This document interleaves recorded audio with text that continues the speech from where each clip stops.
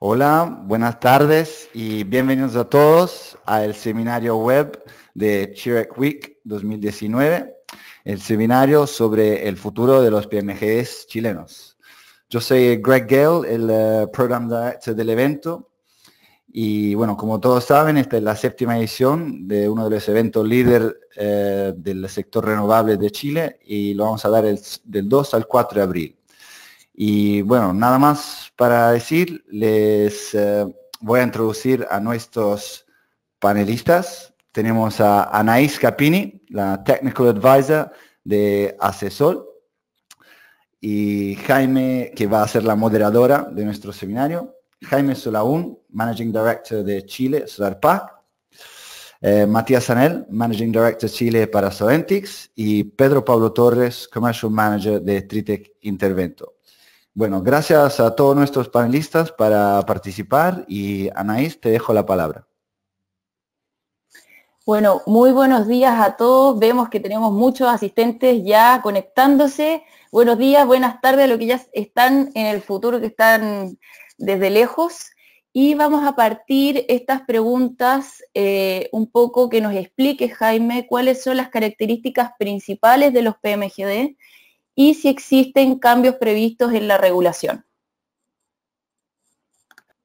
Hola, buenos días a todos, buenas tardes. Gracias Anaís y bueno, gracias a Greg por invitarme a este seminario. Entonces, comenzando por la pregunta que plantea Anaís, ¿no? Yo creo que podríamos estar muchísimo tiempo discutiendo qué es un PMGD y voy a tratar de ser lo más conciso que pueda, ¿no? Entonces, ¿qué es un PMGD? Un PMGD es, como dicen sus siglas, pequeños medios de generación distribuida, ¿vale? Entonces, se trata de proyectos de generación que permiten acercar la generación al consumo, reduciendo así pues, los costes del sistema de transmisión y los peajes que se generan a la hora de llevar a cabo el suministro de energía, ¿no? Para poder calificar como un PMGD, el proyecto tiene que tener dos características principales. Uno es el tamaño, que nunca podrá superar los 9 megavatios de capacidad instalada. Y luego, por otro lado, estar conectado a una red de distribución. Vale, hay un híbrido entre estos dos, que es el PMG, que son proyectos también pequeños que se conectan a líneas de transmisión, que en este caso no contemplan todas las características que voy a mencionar ahora, sí la mayoría, ¿no? Y quizá la más interesante, que es la del precio. Entonces, beneficios de un PMGD, ¿no? Para poder disponer de un punto de conexión se debe seguir un proceso regulado, ¿no? Entonces, es un proceso que puede ser más corto o más largo, pero se le presupone cierta facilidad. Por otro lado, al conectarnos a una red de distribución, evitamos peajes y por lo tanto tenemos un beneficio por una reducción de los OPEX. Tercer beneficio, funcionan en régimen de autodespacho y esto implica al final que no estamos sujetos al curtailment, ¿no? Estamos sujetos a instrucciones del coordinador, pero como tal no estamos sujetos a curtailment, ¿no? Y por último, que es quizá lo que más interés genera en el mercado, que es la posibilidad de acogernos a un régimen especial de remuneración que se llama precio estabilizado o precio de nudo a corto plazo. ¿Vale? Estos son los beneficios y centrándonos ya en el precio estabilizado, comentar que se trata de un tipo de remuneración que en sus inicios tenía un espíritu de cubrir volatilidades estacionales del spot en plantas mini hidro y al que posteriormente se han ido sumando otro tipo de tecnologías que son las que hoy están copando el mercado PMGD, ¿no? ¿Qué tiene interesante el precio estabilizado? La estabilidad que tiene en el tiempo y la predictibilidad, ¿no? El precio estabilizado se calcula cada 6 meses para un periodo de 6 meses. Por lo tanto, eso implica que cada hora que estemos inyectando energía vamos a recibir una remuneración al mismo nivel, ¿no? Es el mismo precio durante 6 meses para cada hora.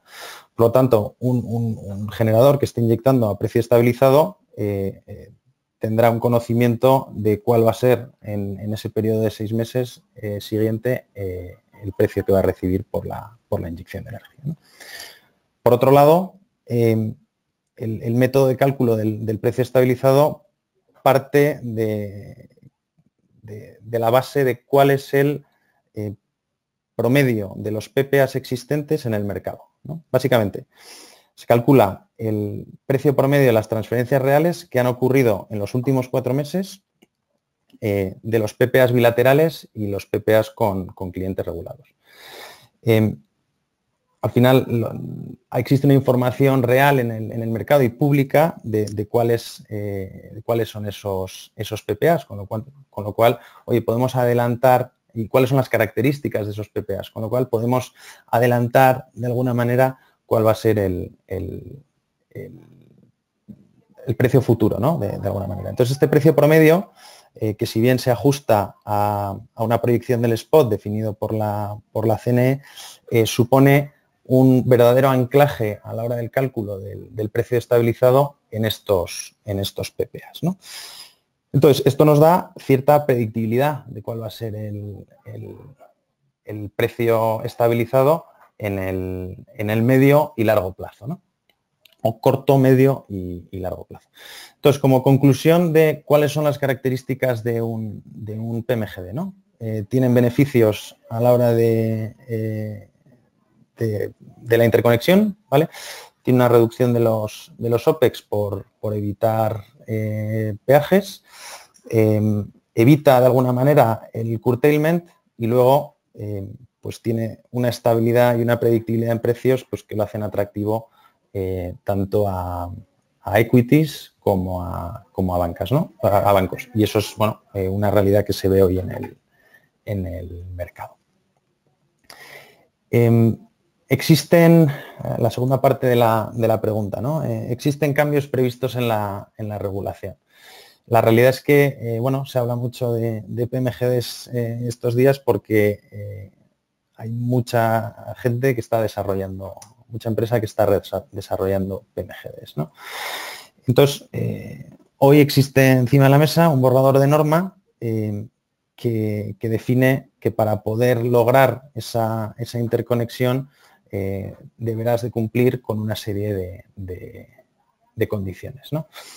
¿Qué es lo que busca esta modificación de la norma, ¿no? El PMGD, pues desde un punto de vista de inversión, comparado con los grandes proyectos fotovoltaicos o eólicos, pues son inversiones menores, ¿no? Entonces, bueno, hay mayor capacidad de acceso a fondos para desarrollar estos PMGD. Eso hace que muchas empresas se hayan volcado en el desarrollo de PMGDs y que hoy el mercado pues esté en cierta medida copado, ¿no? Porque no hay posiciones para poder conectarnos en los diferentes alimentadores. A esto se suma que hay una serie de empresas o individuales que se están dedicando a tomar posiciones en alimentadores sin un claro espíritu de desarrollar y construir el proyecto, más que de taponar alimentadores y que venga un tercero a comprarles la posición, ¿no? Entonces, eso hace que de alguna manera el mercado esté copado y por lo tanto la nueva norma o el borrador de la nueva norma trata de buscar soluciones para eliminar a esos especuladores de encima de la mesa, ¿no? Básicamente, la gran medida que se está postulando es que si tú tienes una posición en un alimentador, que tengas que tener evidencia de que tienes un terreno arrendado en propiedad o con una promesa de arriendo, ¿no? Yo creo que, bueno, hay otra serie de medidas que se están tomando para mejorar el mercado PMGD, pero bueno, yo creo que esta es la que más debate está generando, ¿no? Y a nosotros como desarrolladores con intención de construir el proyecto, y yo creo que al mercado en general, pues esta medida es una medida que nos gusta y consideramos que ayudará a limpiar de especuladores los alimentadores y por lo tanto al desarrollo de este nicho de proyecto que al final tiene como beneficio que la generación y el consumo pues son muy cercanos, ¿no? Y por lo tanto, tanto el sistema como los propios generadores pues, se benefician de ello, ¿no? Jaime, cuéntanos, en ese caso, ¿el modelo de precios estabilizado es sostenible a largo plazo? Desde mi punto de vista lo es y yo creo que debería insistir en el beneficio que tiene para un sistema el hecho de que generación y demanda pues estén muy cerca, ¿no? O sea, hay ciertos cambios que habría que todavía implementar, que nosotros lo vivimos como desarrolladores, ¿no? Habría que implementar en la norma, ¿no? Al final, una vez te otorgan el derecho a poder interconectarte, tienes un plazo de 9 meses prorrogado que se puede prorrogar en otros 9 para poder conectar el proyecto, ¿no? Esto de alguna manera no casa bien con los plazos que se manejan en la permisología, ¿no? Al final, proyectos de más de 3 megavatios, que son los que la gente tiende a desarrollar por un tema de economías de escala o que nosotros tratamos de desarrollar por economías de escala, sufren procesos de días que son largos, ¿no? Entonces, al final, si luego tienes que pensar en la construcción, pues prácticamente te estarías comiendo el plazo de esos 9 más 9, ¿no? Meses. La sostenibilidad en el largo plazo, hoy tenemos un mix sobre toda la matriz energética relacionada con PMGDs que es reducido, con lo cual yo veo que en el tiempo debería poder ser sostenible teniendo en cuenta el beneficio que trae al propio sistema, ¿no? de generación y demanda pues muy cercanas, ¿no? Bueno, muchas gracias. Vamos a continuar con Matías, a ver si nos puedes ayudar con esta pregunta. ¿Por qué los PMGD siguen siendo un activo atractivo para los inversionistas? Bueno, hola también desde Chile hacia los chilenos y a todo el mundo. Matías Genet desde Soventix Chile. Nosotros somos una empresa desarrolladora, operadora y EPCista a nivel internacional. Respondiendo a la pregunta que hizo Anaís, creo que Jaime ya dio bastantes luces de por qué los PMG siguen siendo un activo atractivo. Está el precio estabilizado, está un proceso de conexión que es relativamente acotado y cierto. Lo mismo pasa con el proceso de obtención de permisos y se suma todavía el precio estabilizado que marca una diferencia respecto al spot. Todos estos factores hacen que la banca local también se sienta tranquila con la banca local internacional también, se sienta tranquila con que los inversionistas inviertan en este tipo de activos. Y otro factor que también creo que es bastante importante es la velocidad a la que el activo es comprado por el inversionista y el tiempo en el que está ya generando retorno. O sea, si pensamos que los plazos de construcción son bastante acotados, de 4 a 6 meses, tal vez un poco más, 7 meses, pero no mucho más que eso para un proyecto PMGD, el momento desde que se invierte hasta que se empiezan a obtener los retornos son súper acotados y eso también es un factor súper relevante para poder invertir en activos como estos. Creo que ahí está un poco la clave del estabilizado, la velocidad a la que se obtienen los retornos, un proceso claro de conexión, un proceso bastante claro de obtención de permisos. Ya se ha generado también una expertise a nivel local, expertistas más bien pequeños, locales chilenos que están desarrollando PMGD o construyendo PMGD, que le pueden hacer también competencia a grandes EPCistas a nivel internacional, y pueden atacar los proyectos con velocidad. Una banca que también acepta el precio estabilizado como un PPA, son factores bien preponderantes en que los PMGDs y PMGs sigan siendo activos atractivos para los inversionistas. Perfecto, muchas gracias. Vamos a seguir con la siguiente. Pedro, cuéntanos, ¿cuáles son las mejores prácticas en el desarrollo y construcción de proyectos de PMGD desde Tritec? Gracias, Anaís. Bueno, yo estoy encargado de la parte comercial de Tritec. ¿En qué nos especificamos en Tritec? Abarcamos todo el mercado de generación distribuida, desde nuestros 30 años de experiencia en generación distribuida. Somos integradores, comercializadores de productos y EPCistas para proyectos de hasta 9 megas. Y en general las mejores prácticas, respondiendo a tu pregunta para el desarrollo de PMGD, es contar con una entrega de desarrollo claro. Yo creo que Jaime y Matías... Te habíamos perdido, ahora sí te escuchamos, Pedro. ¿Sí? Ah, disculpa. Bueno, continúo. Estaba explicando que los principales buenas prácticas es mantener integrado la cadena entre desarrollo, inversionistas, que es finalmente el principal interesado del proyecto, y el constructor, operador o intermediario.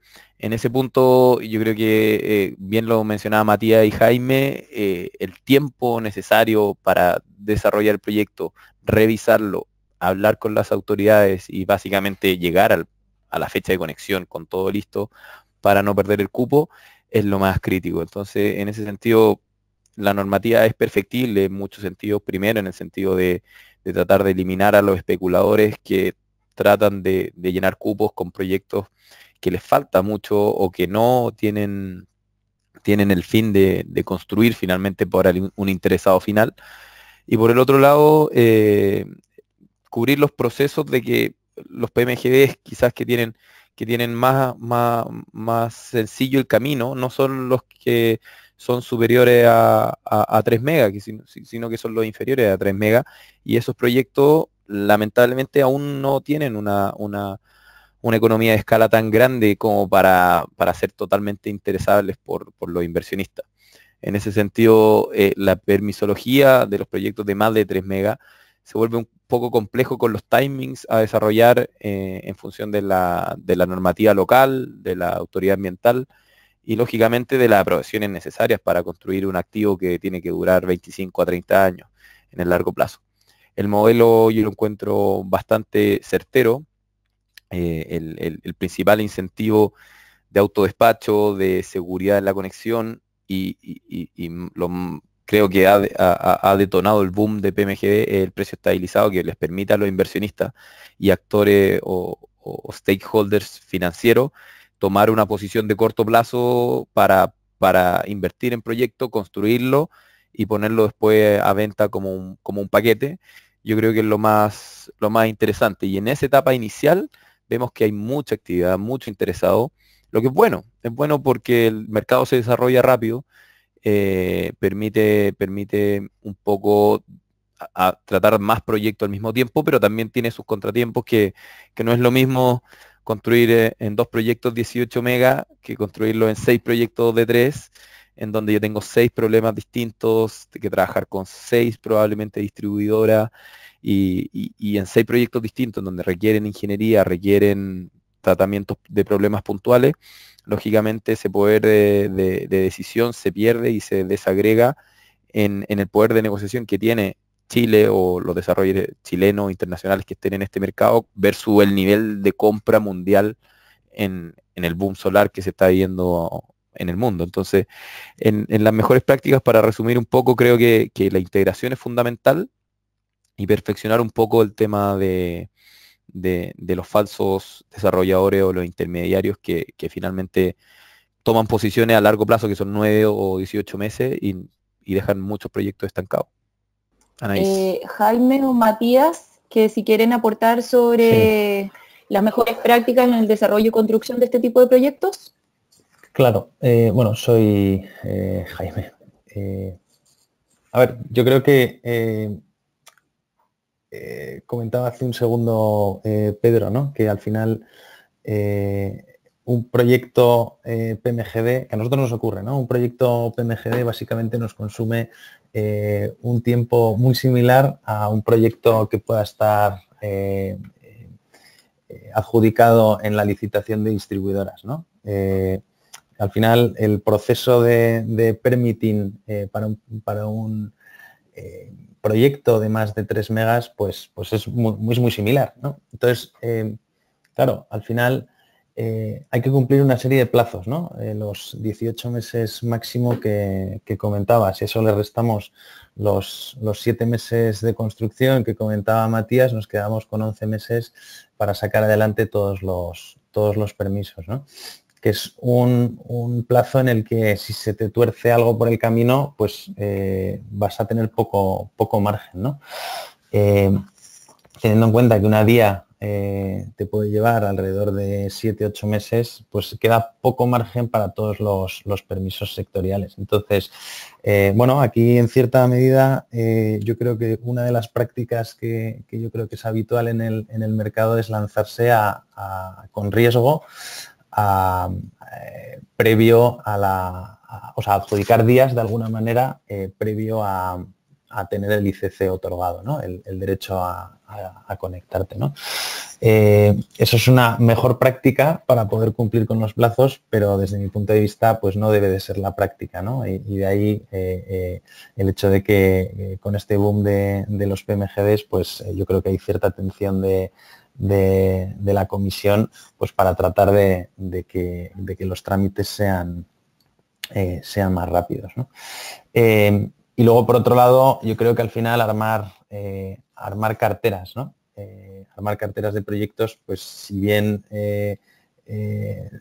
tienes 2 proyectos de 3 en puntos alejados del país, si van con un desarrollo, un estado de desarrollo similar en el tiempo, pues de alguna manera se puede pensar en que puedes llegar a tener para efectuar compras y demás un proyecto de 6, ¿no? Entonces, bueno, esto yo creo que es hay que estar muy vivo para saber seleccionar los proyectos que una empresa tiene en cartera para tratar de aunarlos y que puedan ir adelante en el desarrollo con plazos muy similares. Matías, ¿quieres complementar o seguimos a la siguiente?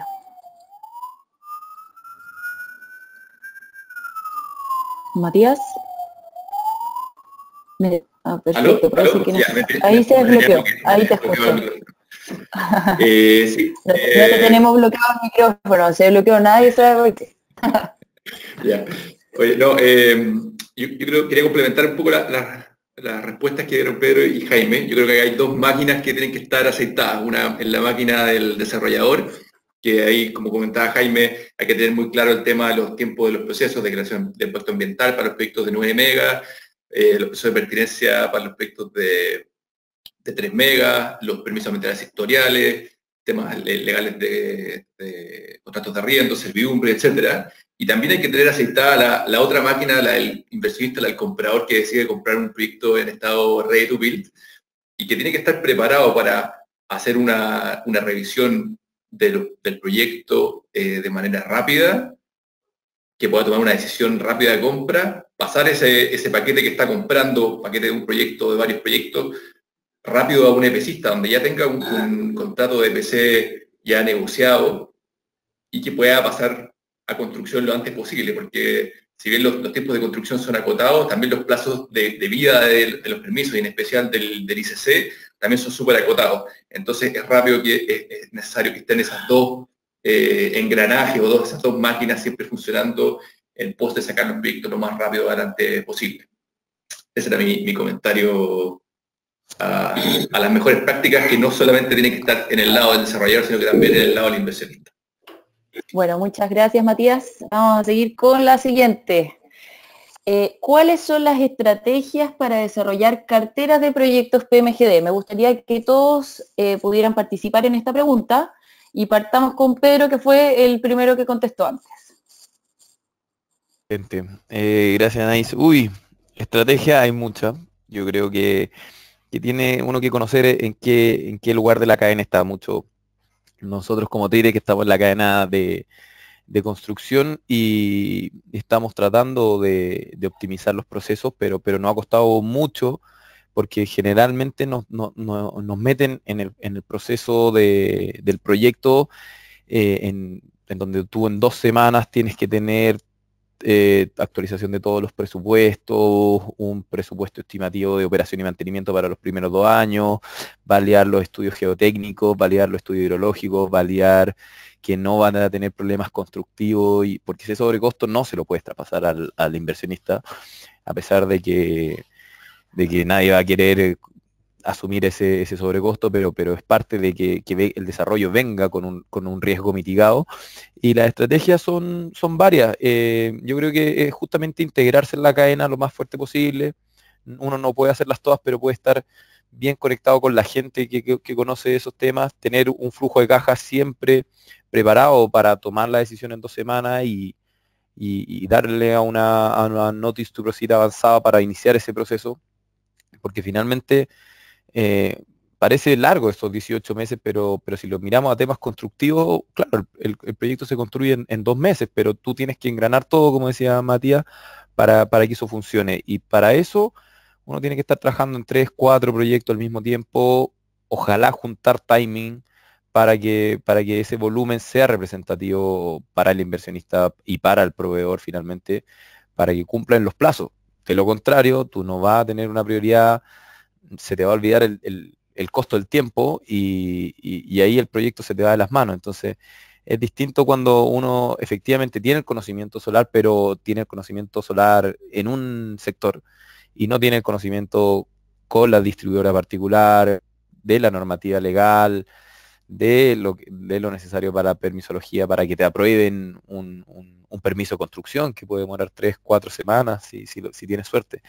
Entonces, en ese sentido, la estrategia es pensar en grande y estar siempre bien conectado con muy buena comunicación para al mismo tiempo poder tener esa prioridad de acción, no solo frente a la autoridad, sino también frente a los proveedores.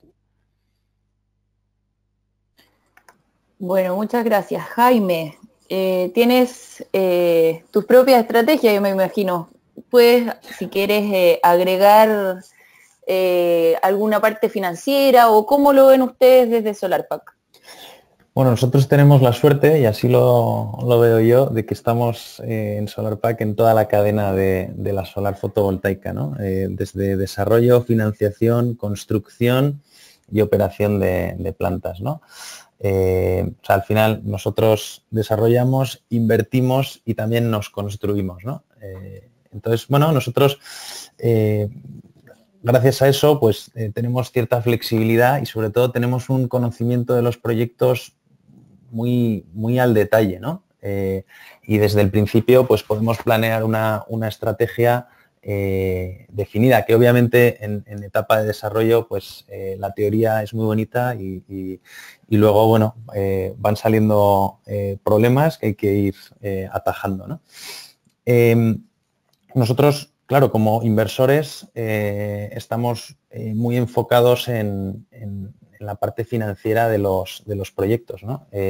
Oye, tenemos un PMGD que es bancable porque tiene asociado un régimen de remuneración que es atractivo para la banca local. Entonces, bueno, tratamos de siempre tener un foco en la financiación de esos proyectos, o si queremos rotar capital en cierto momento tras el inicio de operaciones, pues también tener un foco en quiénes son los equities que están en el mercado y qué necesitan de nosotros y de nuestros proyectos para poder tener una compra ágil, ¿no? Y que al final pues pueda reducir costos de transacción y tiempos, ¿no? Entonces, al final nosotros tratamos de allanar todo el desarrollo de manera que podamos tener procesos de due diligence, tanto bancarios como de compradores, pues lo más reducidos posibles, ¿no? Entonces, bueno, yo creo que hoy tenemos un buen detalle de qué nos va a pedir el abogado del banco o el abogado del inversor para poder entrar en el proyecto. Obviamente, nosotros llevamos en Chile desde 2008, hemos ganado muchísima experiencia desde entonces, hemos hecho ya 10 años, con lo cual yo creo que tenemos buen criterio a la hora de seleccionar dónde ubicarnos, ¿no? Y eso, pues, oye, tanto desde el punto de vista de permisología, porque estamos lidiando con la región A o la región B, pues podemos adelantar un poco cuáles pueden ser los plazos. Y obviamente desde el punto de vista de construcción, hemos construido ya muchos proyectos aquí en Chile y bueno, pues nos manejamos bien o por lo menos tenemos capacidad de anticipar ciertos problemas. Otros, pues iremos aprendiéndolos o identificándolos por el camino, ¿no? Bueno, muchas gracias, Jaime. Matías, ¿nos quieres dar algunas luces de cuáles son sus estrategias? Tal vez un poco la voz del desarrollador un poco más puro. Yo creo que la clave para desarrollar buenas carteras es saber reconocer las variables críticas de los proyectos. Ahí están, obviamente, el tema de interconexión, el tema ambiental para proyectos de 9 megas y para proyectos de 3 megas siempre se suma el tema cambio de uso suelo, IFC, que son variables críticas que hay que identificar al principio del desarrollo para poder desarrollar proyectos que sean factibles y dedicar tiempo a proyectos que desde un inicio tengan una probabilidad, no vamos a decir alta, pero no tan alta, digamos, de que mueran por el camino. Entonces, la estrategia es dedicarse a proyectos que desde un inicio tengan una alta factibilidad de desarrollarse. Es un poco la visión desde un poco más al inicio de lo que creemos nosotros. Hay que fijarse en el desarrollo de los proyectos para tener una cartera exitosa de proyectos PPG. Bueno, muchas gracias, Matías. Nos están llegando muchas preguntas, así que vamos a tratar de, nos quedan 23 minutos, vamos a tratar de responder lo máximo de toda esta lista que estoy aquí recibiendo. Y la primera pregunta dice, ¿cómo va a ser sostenible el precio estabilizado si, por su mecánica de cálculo, al ser aplicado a energía solar, es un subsidio que está siendo pagado por el resto de los generadores? Por favor, Pedro, Matías o Jaime, ¿quién se atreve a responder esta pregunta?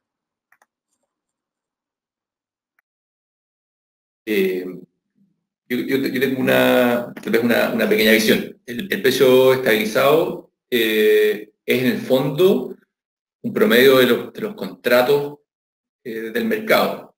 Entonces, si bien el precio a pagar a la hora de sol puede ser mayor que el precio marginal, igual todos los generadores de atrás están en promedio recibiendo el precio de sus contratos, que se ve también reflejado en el precio estabilizado. Y si bien esa es una situación que también se da la situación contraria, en que el precio estabilizado es menor que el precio marginal en algunas ocasiones. Entonces se va neteando en el tiempo.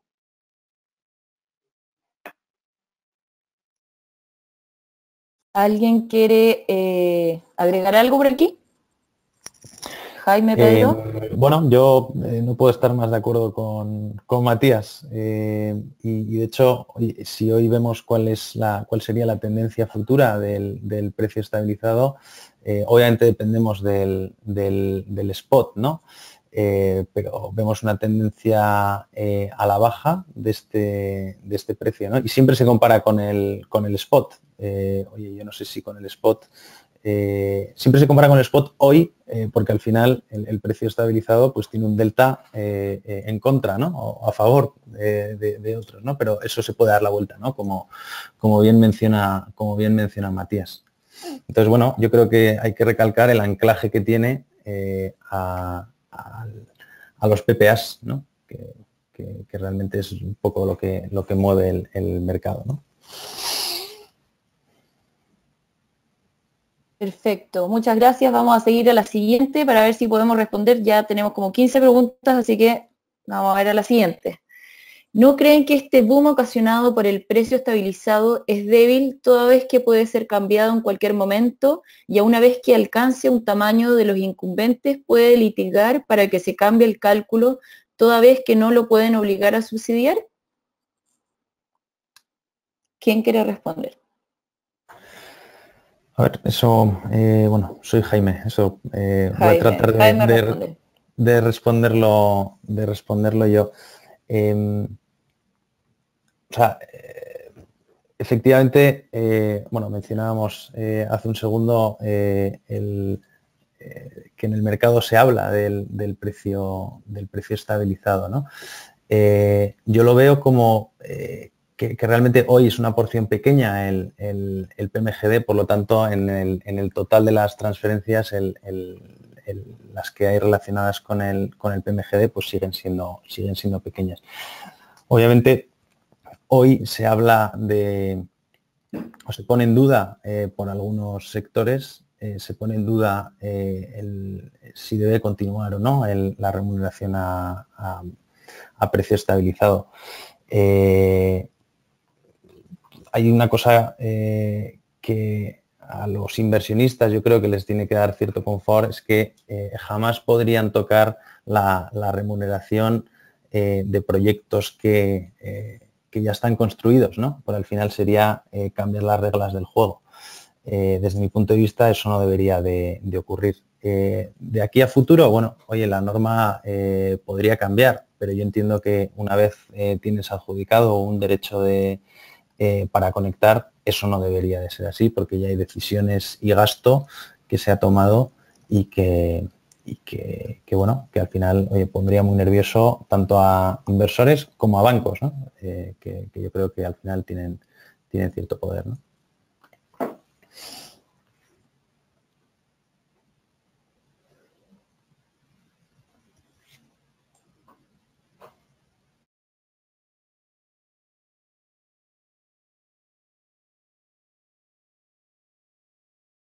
Hola, Anaís. ¿Estás con nosotros para las próximas preguntas? Perdón, estaba hablando y el audio estaba totalmente apagado. Listo, ahora sí que sí. Nos pasa a todos, nos pasa a todos. Estaba hablando sola. La siguiente pregunta dice, al tratar de eliminar la especulación a través de contratos con los dueños de terrenos, va a generar una complejidad extra a la hora de desarrollar un proyecto de más de 3 megawatts, ya que no voy a alcanzar a obtener el RCA en los 18 meses. Sin posibilidad de taponear algún alimentador, ¿se hace posible el desarrollo de alguna sugerencia al respecto? ¿Quién quiere responder?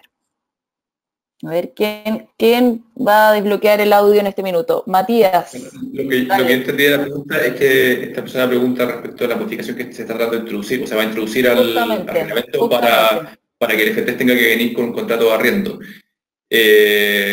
Bueno, yo creo que hay dos visiones. Una es que eso es algo positivo porque se desespecula un poco en cuanto a las posiciones que puedan tomar los distintos desarrolladores y que no hay una sobredemanda. O sea, hay alimentadores que tienen 35 solicitudes de conexión. Entonces, ¿cuántas de esas son verdad? ¿Cuántas de esas son de backup? Y eso también produce un cierto daño al sistema. Yo lo veo, digamos, con una visión media mixta, digamos, porque también apura los plazos y hace que sea más difícil desarrollar proyectos, pero no lo veo como algo que vaya a restringir la generación de nuevos proyectos.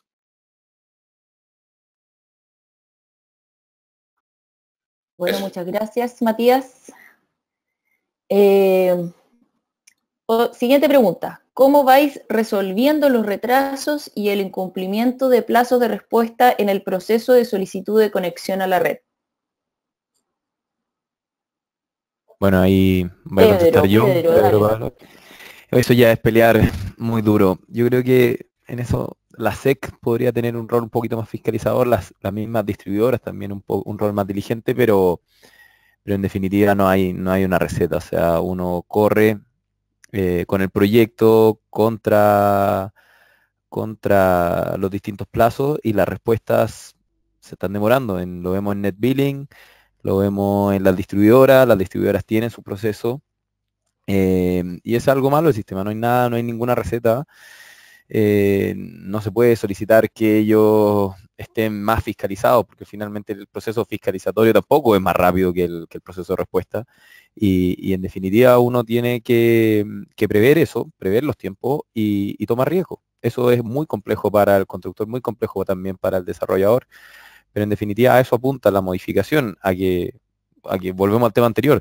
Si tú tienes un alimentador con 20 conexiones y tú eres la 21 o la 27, no va a querer tomar un rol participativo en ese proceso y va a ir a otros alimentadores que quizás tengan más diligencia. Entonces, con las distribuidoras no se puede hacer mucho más, lo veo complejo, y es un tema que debería incumbarle más a la gobernación y a la superintendencia, más que a las empresas que apoyan, porque si las empresas se dedican a fiscalizar, al rol fiscalizador, ya se pierde todo lo que se podría tomar. Entiendo que desde el punto de vista del fiscalizador siempre nos solicitan a nosotros llegar con los casos, pero es pérdida de tiempo también. Entonces eso no aporta mucho a la discusión.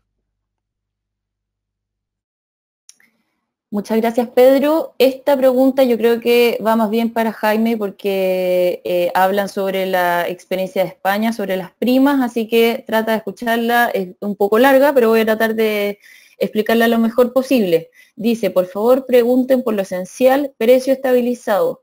Aquí Jaime lo presentó como algo que refleja los PPAs y no es así. El objeto era estabilizar el precio marginal y por eso corresponde al precio nuevo de corto plazo. Pero su mecánica puede cambiarse en 24 horas y es temerario esperar que suceda como en España con las primas, que esto se convirtió rápidamente en un problema mayúsculo con muchas empresas quebradas y litigando contra el gobierno. Jaime, ¿podrías responder esta pregunta? Si he entendido ¿O este comentario, que hizo? No sé si he entendido muy bien la pregunta, pero bueno, o sea, yo creo que el caso de España es un caso muy diferente. El caso de España es que al final había unas reglas del juego marcadas y eso se cambió, con lo cual inversiones que se tomaron en base a una ley, unas normas, luego ha llegado el caso en el que claramente hay una reducción de rentabilidad porque se reduce la remuneración, ¿no? Eso no es algo que yo creo que hoy se plantee en Chile, ¿no? De hecho, creo que eso a España le ha hecho mucho daño. Le ha hecho mucho daño porque cuando han desarrollado la nueva regulación, pues obviamente queda el pozo de qué es lo que ocurrió en el pasado, ¿no? Con lo cual, lo que hemos visto es que mucho inversor extranjero pues tenía vetada la inversión en España, ¿no? Otros muchos no, porque consideraban que eso era agua pasada, ¿no? Y en cuanto al mecanismo de cálculo del precio estabilizado, al final se puede partir del precio spot ajustado por los PPAs o los PPAs ajustados por el precio spot. El caso es que lo que hay que tener en cuenta es que hay dos factores, PPAs y proyección del spot el valor presente de la proyección del spot definido por la CNE. El orden de los factores no altera el producto, ¿no? A mí me gusta entender el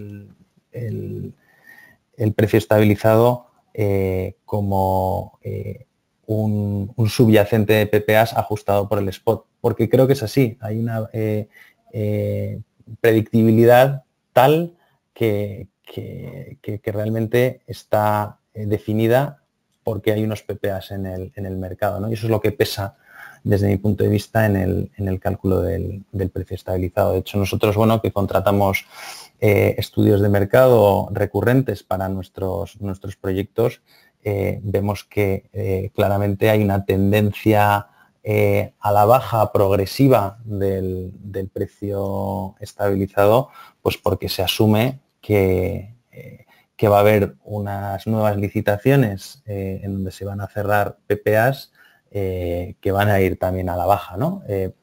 Sobre todo porque van caducando de alguna manera PPAs que ya están en vigor y que son más caros, ¿no? Bueno, muchas gracias, Jaime. Se entendió Espero haber perfectamente cuál es la podido diferencia, ¿no?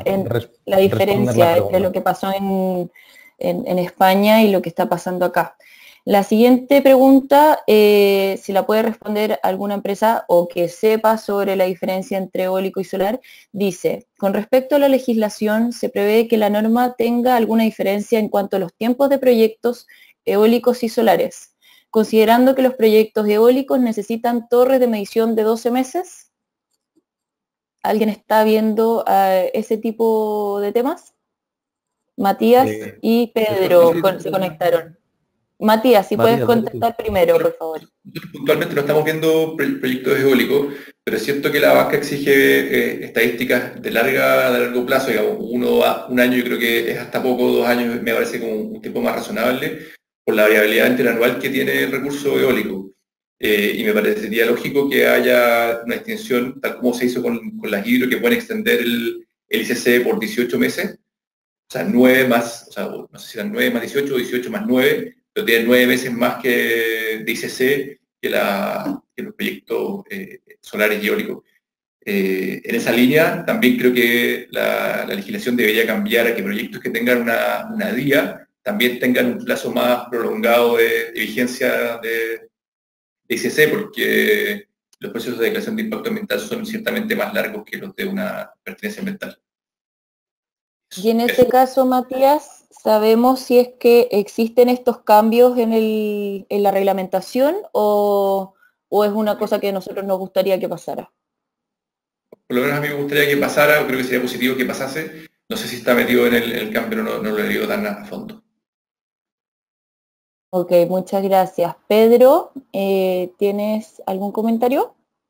Sí, o sea, concuerdo con Matías y en definitiva el principal beneficio de la energía solar es que tú puedes predecir el recurso muy bien, no así el eólico que necesita un estudio de viento o estás tomando una posición bastante riesgosa para el desarrollo de un proyecto si no lo cuentas. Entonces, ese plazo automáticamente te deja un poco fuera del mecanismo actual, pero en principio cada vez que tú vuelves la norma un poco más específica, entras en estos temas de que dejas al mercado más restrictivo, empiezas a desarrollar un proyecto y después cambiarlo. Entonces, en principio lo que hay que hacer es priorizar los proyectos que tienen un mayor nivel de desarrollo y en eso concuerdo en que ya tener un avance en una vía, ya tener un avance con un terreno, ya tener un contrato firmado, que un contrato se puede caer porque alguna de las partes no está de acuerdo, entonces a nadie le están obligando a firmar un contrato, pero deja menos espacio a los especuladores que están solo sumando tiempo en el mix de desarrollo y que finalmente el tiempo es traba para desarrollar energía que es limpia, que es energía eólica o energía solar, que realmente tienen muchas más perspectivas de construcción y que finalmente no puede entrar porque hay otros que están finalmente tomando posición y taponeando ese tiempo para la conexión. Entonces, ahí hay que ver que realmente se alarguen los plazos para los proyectos que están en una etapa más avanzada y que realmente han tenido con dificultades puntuales respecto a una DIA o respecto a una autoridad ambiental, más que tomadores de posición en el corto plazo. Perfecto, muchas gracias, Pedro. La siguiente pregunta dice así, o bueno, así la escribió, dice, soy Marlene, ¿qué pasará con los PMGD en formulario 3 que están a la fila de espera en vez que cambie la NTCO? ¿Será proceso retroactivo, o se comenzará desde cero? Ahí lo que entiendo es que va a tener un plazo de 90 días para poder ingresar la documentación que se está requiriendo. O sea, va a ser exigido a esos F3 adjuntar la información que se estaría solicitando con los nuevos procesos y si no, no sé muy bien qué va a pasar, si demoran más de 90 días se eliminan o si empiezan a perder prioridad en la fila. Eso no lo tengo claro. Ok, muchas gracias, Matías. La siguiente dice, ¿Cómo van manejando el trabajo civil en un proyecto PMGD? ¿Qué tipo de estudio de suelo recomiendan antes de ofertar o adjudicar? Bueno, ahí vamos, Pedro. vamos nosotros que somos quizás con bastante experiencia constructiva y en muchos tipos de terreno. Tenemos unos 20 megas este año en construcción y se espera un crecimiento muy similar para lo que queda del año, y si se logran desarrollar más proyectos que están en fase 1 o en fase 2, iniciamos. Pero en principio es vital que el desarrollador em, entregue el estudio geotécnico, un estudio hidrológico y unas pruebas de hincado suficientemente validadas. En este caso sé que puede ser un requisito, quizás sobre la media que se está teniendo en el desarrollo, porque en principio para el desarrollador solo le interesan cumplir con las exigencias del inversionista, pero el inversionista, si lo exige, va a notar que su proyecto dentro de su CAPEX total de inversión va a ser menor, y en ese sentido es una apuesta más a largo plazo ya para la construcción, pero que permite en el proceso constructivo tener mucho más certeza del proceso. Nosotros construimos una planta bastante complicada arriba de un techo, o sea, arriba del Cerro Tiltil, saliendo por la quinta región, y ese proyecto básicamente nos preocupó bastante porque en un mes tuvimos que perforar 100% y rompimos 3 perforadoras. En ese entonces, claro, uno se pone en complicación, pero por lo menos sabíamos que el terreno tenía esa complejidad. Si no lo hubiésemos tenido, el proyecto hubiese estado con otras manos, y eso es un poco la seguridad que te da que el desarrollador entregue o que el inversionista pida esos estudios. En principio, puede ser que no pase nada, que tú logres construir igual y que tú logres con la fecha de conexión del parque, pero nada te asegura que ha pasado en proyectos de gran escala, de gran generación de 40, 100 megas, en donde viene un efecto climático inesperado que sucede cada 5 o 10 años y cambia tu costo del proyecto cuando ves que no cumpliste con ciertos requisitos mínimos para el ingreso a construcción, y ese riesgo finalmente ya no fue el EPC, ya no fue el desarrollador, lo tomó el inversionista. Entonces ahí el inversionista tiene que estar un poco más enterado de que finalmente ciertos temas son vitales a la hora de iniciar el proyecto e iniciar construcción. Ahí me gustaría también complementar, pero yo creo que se refiere un poco más hacia el tema constructivo y mecánica de suelo. Yo creo que la pregunta tal vez es un poco más el tema del IFC, del cambio de uso de suelo, y que cómo disminuir ese riesgo. Ciertamente es un riesgo y hay herramientas públicas que dan una indicación de qué tipo de suelo uno está, sobre el que está desarrollando un proyecto, pero también hay un poco de sentido lógico de que cuando uno hace una visita y si ve que el suelo es muy fructífero, o si ve al lado suelos muy cultivado agrícolamente, va a ser un tema complicado el cambio de uso de suelo, aunque se pueda compensar en un proceso de evaluación de impacto ambiental. El consejo obviamente siempre es ir a suelos que sean de mala calidad. Ahí las pendientes ahí van a tener una indicación de poca de una poca probabilidad o poca adaptabilidad del suelo a cultivos. También cuántas piedras tenga el terreno, si son indicaciones de que va a ser posible obtener un IFC favorable, tanto de SAC como de MIMBU, para poder obtener ese paso. Bueno, muchas gracias, Matías. Ya nos estamos acercando a la hora y me gustaría saber, Greg, si podemos hacer una última pregunta o ya nos tenemos que despedir. No, claro que sí. Adelante. Ya, la última pregunta, una que venía en mayúsculas, así que a ver si se gana los puntos. Dice, las distribuidoras del sur de Chile tienen estructura para cumplir con los tiempos de respuesta de evaluación. Y esta segunda parte de la misma pregunta dice, ¿la banca local permitirá financiar el gran número de proyectos que se están desarrollando? A ver si cada uno me puede responder rápidamente estas dos partes o la que quieran. A ver si quiere partir Jaime o Matías, que ya se conectó. Estoy agarrando el botón más rápido. Sí, así veo. Yo creo que primero que es el sur, no sé, poco hemos visto el avance de los proyectos solares hasta la zona de la octava región, Los Ángeles, hasta ahí están como llegando todavía los proyectos, hemos visto algunas iniciativas más hacia el sur. Toda esa zona tiene una bastante menor radiación o menor radiación que lo que, o de Los Ángeles hacia el sur tiene una menor radiación que lo que vemos en la zona centro o en la zona norte. Y son esas distribuidoras tal vez las que han sufrido menos esta intensidad de bombardeos de formularios que han recibido las distribuidoras de más al norte.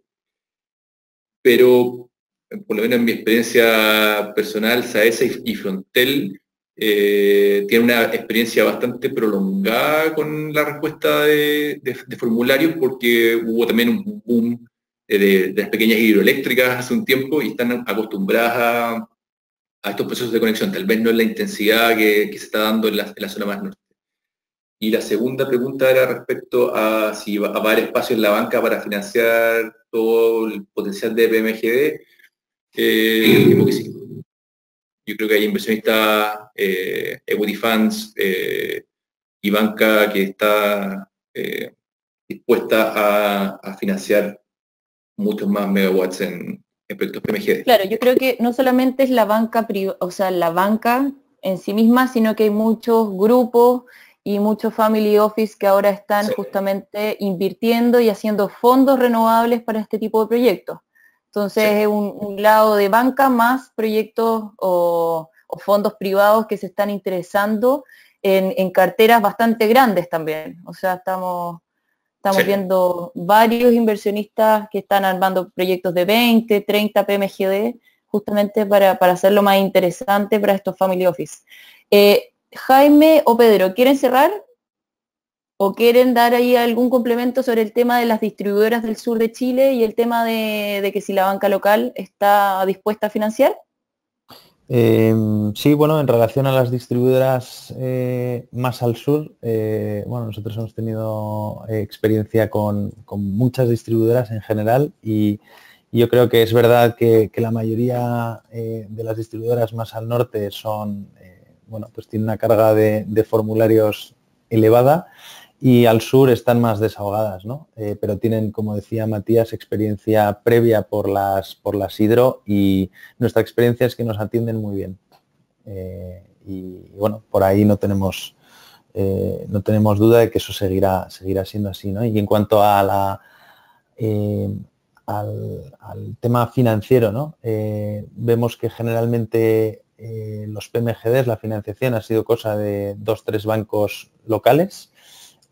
Quizá por la complejidad que tiene la remuneración a precio estabilizado y el tamaño de los proyectos, ¿no? Yo creo que la banca internacional generalmente tiene un foco en proyectos más grandes, ¿no?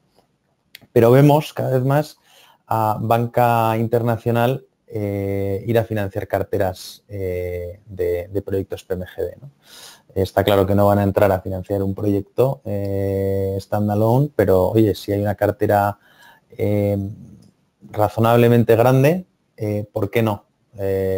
Y vemos que banca internacional pues son expertos en cómo se calcula el precio estabilizado, ¿no? O sea que eso al final es porque tienen ganas de financiarlo, porque les ha ido muy bien financiando en Chile, ¿no? Y yo creo que creen mucho en el mercado de infraestructura y energía chileno. Bueno, Pedro, ¿algo que complementar o ya cerramos? Última oportunidad.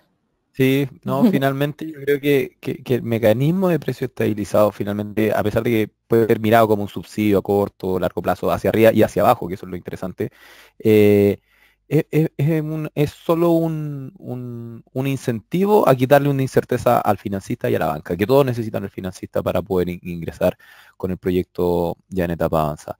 Entonces, dentro del espectro general de generación, los PMGD son un aspecto muy pequeño. Y dentro de la incerteza general de gobierno, de Sudamérica, de cómo se desarrolla esto de la demanda eléctrica. Este es un pequeño aporte que no afecta en el gran mercado de generación y que puede ser afectado por muchas otras cosas, como una gran sequía, como un cambio de demanda, como un cambio de los precios de los principales energéticos base. Entonces, el mecanismo de precio estabilizado finalmente le da una certeza para que la banca ingrese, y que la banca ingrese finalmente le da dinamismo a que se desarrollen más proyectos. Del mismo modo, si este mecanismo no existiese, estaríamos hablando de que las flotas de proyectos o el volumen de varias carteras de proyectos de PMGE no se desarrollarían, y menos aún los proyectos más pequeños, que finalmente un PMGE entre 500 kilos y 3 megas se puede desarrollar, pero no cuenta con el volumen para poder cubrir todas estas piedras en el camino que se puede tocar. Y la gracia de la generación distribuida es eso, es que aporta estabilidad al sistema, subsidia hacia arriba y hacia abajo, y finalmente, por otro lado, que no sé si le interesa mucho, pero reparte esta gran torta que era la generación de entre pocas empresas a muchas más empresas y muchos más desarrolladores que pueden desarrollar sus propios negocios acá en Chile, sumar experiencia y exportar eso hacia el resto de Sudamérica. Entonces, no son solo los grandes bancos y empresas que vienen de afuera, sino que les da mecanismo a empresas que tienen menos volumen a involucrarse en el mercado de generación. Bueno, muchas gracias Pedro, Matías, Jaime, Greg. Te doy la palabra para que des el último cierre. No te veo conectado, pero aprovecho de agradecerle a todos los que nos escucharon desde Chile. Ayer teníamos ahí una lista de muchas personas desde afuera, desde Estados Unidos, y si tú nos puedes contar de dónde más nos están viendo o escuchando más bien, sería increíble. Perfecto, perfecto. Sí, no, mira, hemos tenido personas escuchando desde España, Panamá, Colombia, Perú, Argentina, de todos lados. Así que gracias a todos por su participación, por estar escuchándonos. A ustedes, Anaís, Jaime, Matías y Pedro, por la contribución. Muchas gracias. Y vi que algunos de ustedes han tenido problemas con el audio, les pido disculpas, hubo un problema técnico, pero quédense tranquilos que hemos grabado todo y vamos a estar enviando la grabación a todos mañana, así que si han tenido problemas van a poder escuchar todo. Así que muchas gracias, le dejo nada más con la información de Chirec Week, como le dijimos, va a ser del 2 al 4 de abril, donde se va a discutir más sobre PMGD, pero también sobre muchos otros temas, como el tema de la acumulación, grandes proyectos solares y eólicos, nuevas subastas, cómo crear un sistema energético flexible en Chile, así que nos gustará verlos todos ahí en abril, y les dejo aquí las informaciones para cómo juntarse a nosotros. Muchas gracias. Hasta luego.